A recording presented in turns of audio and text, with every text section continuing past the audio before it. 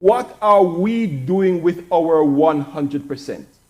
The kingdom of God is not a building. It is the dominion of the king.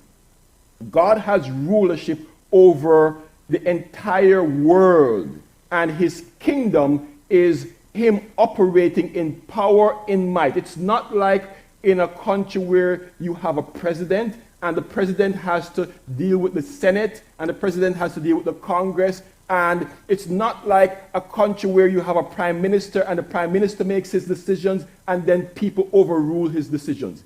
This is a situation where Jesus is king over all, and so we are operating in his kingdom.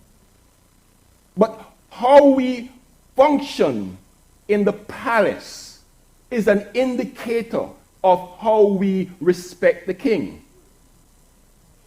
The kingdom is not a building, but then when it comes to how we operate in the palace, is saying what we think about the king. If you were invited to the White House and you're going to the White House, you are going to operate in a certain way.